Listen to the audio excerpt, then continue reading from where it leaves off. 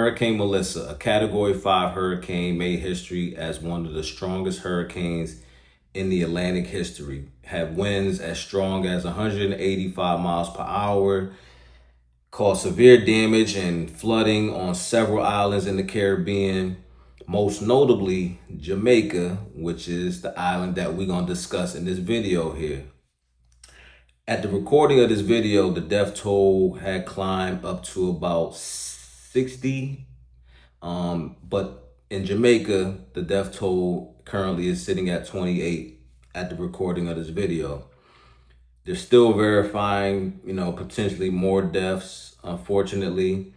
But this hurricane has also sparked another conversation, which we're going to discuss today. And it's about, tourists, influencers, and privilege. Now, I'm pretty sure you've seen some of the videos of some of the residents voicing their displeasure about some of the behaviors of tourists on the island during the hurricane. So we're going to get into that. But, it's just interesting that people would run towards a hurricane. I'm not talking about the individuals that were there on their honeymoon or their anniversary. I'm talking about the people who went there strictly for content. If you a journalist, that's one other thing. But if you're just going there to get a play-by-play, like you're some sort of ESPN analyst, it can come off a way. So I'm about to show you guys a video. Jonathan Petramala, he actually is a independent journalist. He was there, boots on the ground. He spoke to some of the locals and the residents there. He got access to some of the damage that was caused by the hurricane. And also he spoke to some people about what it's going to take to rebuild the island after the hurricane. So let's play this video real quick. And then right after that, I'm going to play a video about some of the fees that a lot of the tourists had to pay because of the hurricane and some of the inconveniences that it may have caused. Experience, I don't think, and we can't even describe it fully. The building itself started to shake like it was an earthquake. At one time we couldn't see anything outside. We were wondering if it's a tsunami out there. We gave up. Basically, you have nowhere to hide and it's all gone. And so everything just started to fly away? This roof was gone. Everything gone. Everything. That's my baby. I have to run out with my baby. So nothing. You carried him? In my hand.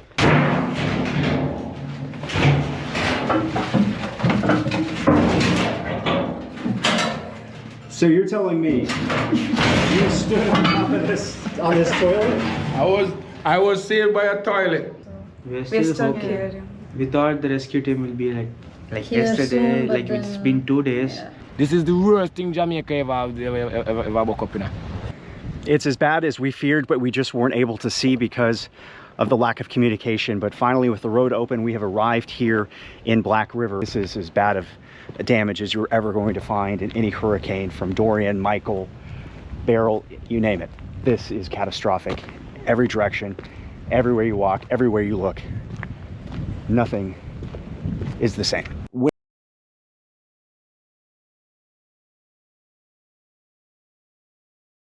For long-term airport closures, tourists are stranded, forced to ride out the storm and foot the bill.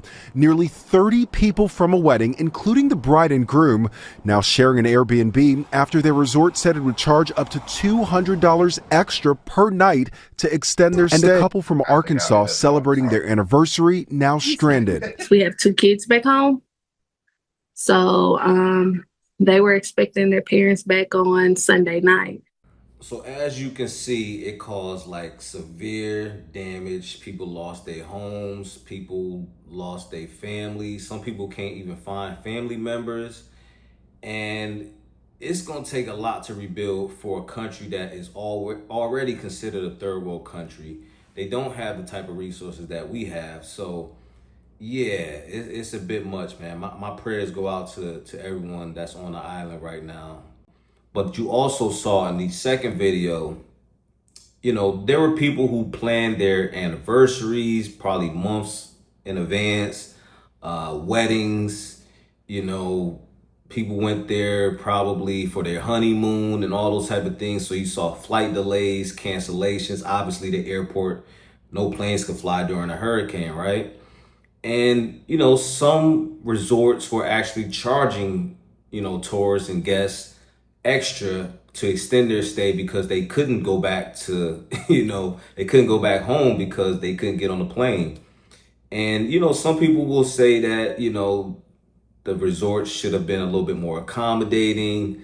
Ultimately, some people just opted into just getting an Airbnb because the resorts were charging probably, I think at one point it said $200 more on top of what they were paying probably to extend their stay, right? And then you got families who have children back home, they can't get back to their kids. So it's a lot to take in. Like now, from that standpoint, I get it. I understand you've been inconvenienced. You probably assumed that the hurricane wasn't going to be as bad as they predicted. I'm guilty of that. I live in Florida. I didn't predict Milton and the hurricane before that to be as bad as it was. But yeah, we lost power for a week. It was bad. It was rough, right? Now, on the flip side of that, we got the influencers who thought it would be a good idea to go there and get some content. Now, doing a fit check in the middle of a hurricane and recording TikToks, it's a little tone deaf if you ask me, but I'll let y'all take a look. Okay, a lot of you guys are asking about what they gave us for the food. I'm gonna show you guys. They gave us a turkey sandwich in a box and a box of like cereal, and then the other option was like chicken and ham sandwich, and then these are like the boxes. So we each took 2, and then they had apples, so we grabbed a couple apples. But yeah, this is the water and then the pop apples, and that is what we got for the next Hurricane Melissa update for y'all. They are having all the guests go inside by 7:30 or 8. She's saying the winds and rain will start tonight, and then tomorrow is when it will be the direct hit. So we got our box food, we got our water, and now we just wait. Hey y'all, I'm back with another Hurricane Melissa update. It's currently 4 p.m. on Tuesday. Did not sleep well last night because of all the crazy sounds. They were just unbelievable, like noises I've never heard of in my life. They woke us up around 8 a.m. to give us another box of food before it hit landfall. This is what it currently looks like outside. Luckily, we had the best staff here at the resort. We can't thank them enough for everything they did for us and keeping us prepared and protected and safe. Again, we cannot thank them enough. They did such an amazing job. Yeah, about Calvin Klein vintage. Shorts from Shorts from Amazon that I've worn for the last 4 days. No shoes. We will have on sneakers. Back, obviously. Fit check. Fit check. 3 pair of pants rolled up so they don't get wet on the bottom. Really smart. Charlie, give us your fit. See, Sue, who has my Jamaica shirt? I'm sick of y'all. Jamaica, no problem. A get ready with me, a spend the day with me in the middle of a hurricane. That doesn't seem a little out of touch to y'all? Now, granted, they seem grateful, one of the individuals anyways, to the staff that accommodated them during what was going on, but time and place, no? Well, here's another family that were inconvenienced by the hurricane because the breakfast wasn't to their liking. So why couldn't we leave when y'all fucking feeding us pastries for breakfast and we still had to pay full price to stay here? Like, come on. May I ask where you're going now? We going to get something to eat. Everything closed across the street. Everything closed. Gas station, shopping mall, everything closed. So what are y'all doing for gas? You all knew this storm was coming, right? So you gonna give us bag lunches, bag breakfast, some pastries? That's so disrespectful. Sometimes you gotta read the room. Like, it's a Category 5 hurricane. The employees and staff may have family members that are possibly missing. They may not have a home to go to. You know, they're gonna do their best to accommodate you, but I don't think you're like top priority at this point. And I can see it from both sides, right? you're kind of upset because you expected steak and eggs and you got pastries for breakfast, right? So you figure you spent a ton of money, you expect the accommodations, you expect all the extras, right? But you got to understand too, like, these people they probably don't have anything to go back home to. The same luxuries that we have, all those things, right?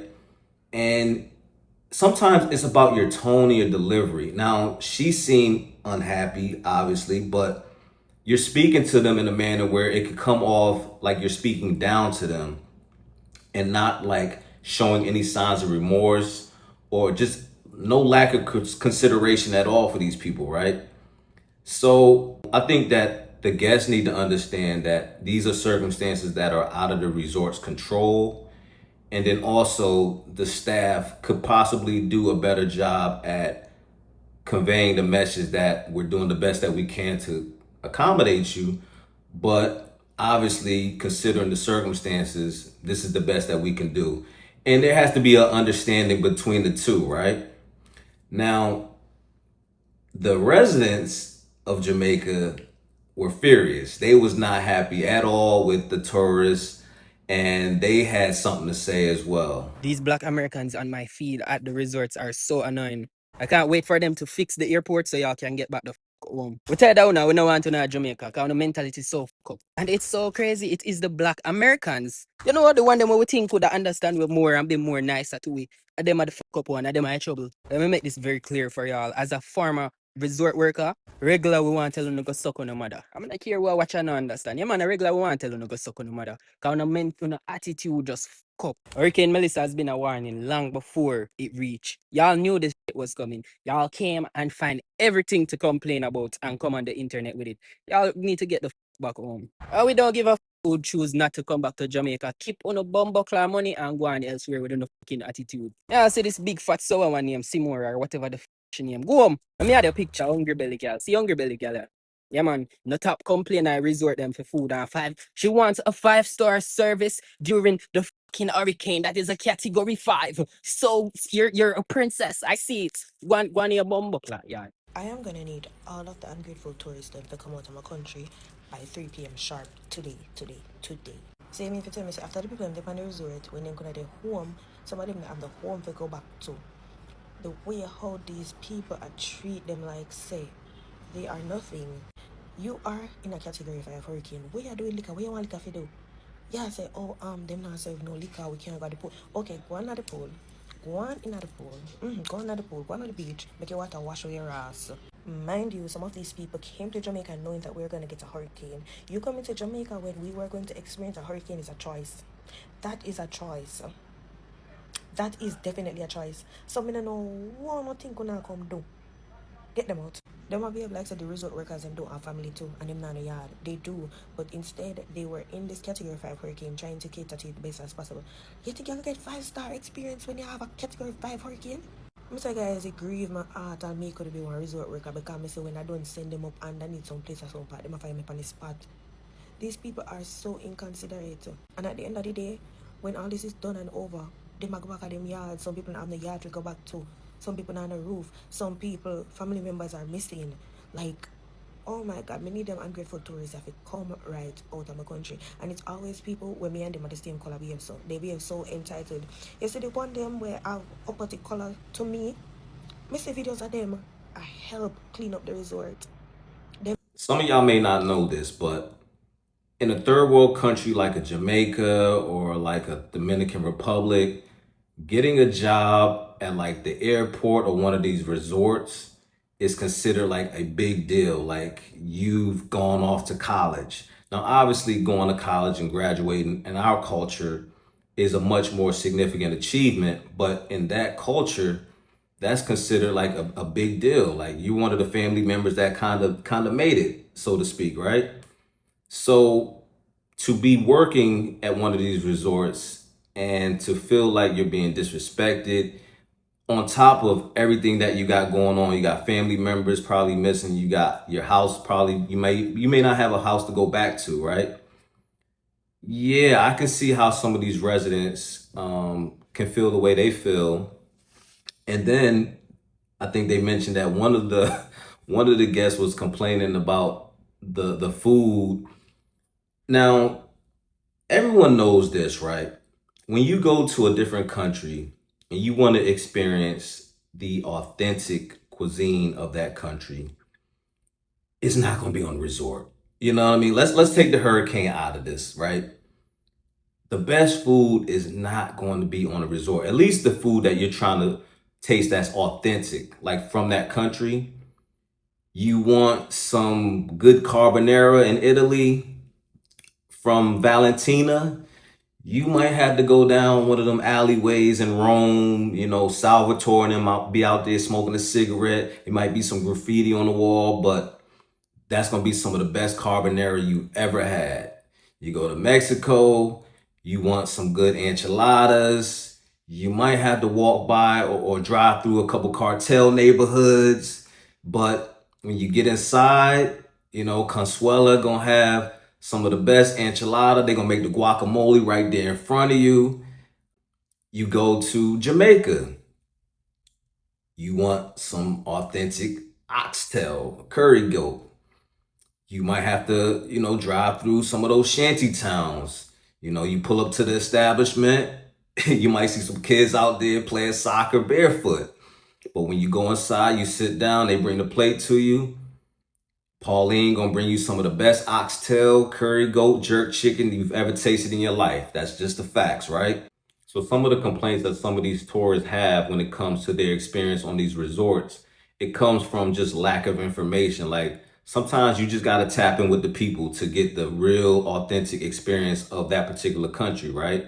And I don't think it's fair for the residents to single out just Black Americans as the ones that are doing the most complaining, because granted, they may be the most vocal and they may be the most visible because they're actually recording themselves doing it. But I'm pretty sure people from every country in the world that go to Jamaica, they are experiencing the same things and they're probably expressing their frustrations as well, just not on social media. And one last thing I want to point out before I wrap this up is they mentioned that they don't want Americans to come back to the country after all this. I think everybody needs to just calm down. Everybody needs to just take a step back, take a deep breath, because we all know that tourism is a huge part of the economy in Jamaica.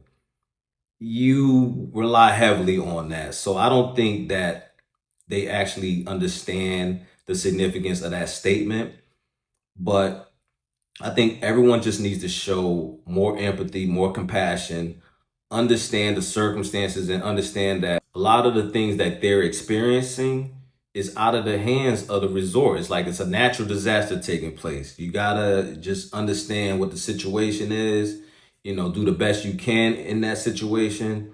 And hopefully you come out on the other side alive and well. Like that's not even something that people are even considering. Like people are losing their lives here and you worried about having pastries instead of chicken and waffles. But my biggest condolences to everyone in Jamaica that lost family members in this hurricane. You know, prayers out to everyone that's out there gonna have to go through the entire rebuilding process. Trust me, I live in Florida. There's still people here to this day that are still repairing and rebuilding, and some people had to sell their homes because it just got too much to try to rebuild. And you know, it's a very sad, unfortunate situation. I've been without power in the hurricane for an entire week, lost food, had to go to the Publix and, you know, get food there every day. You know, it's rough, man. If you've never experienced it, it's hard for you to understand the severity of it. But I just want everyone to just have a little bit more compassion and just, you know, everybody just take a deep breath and let's all try to get through this together, man. Y'all let me know in the comments what y'all think. I appreciate y'all again for rocking with me. Please remember to subscribe to the channel, share the videos, like, and until the next time, man.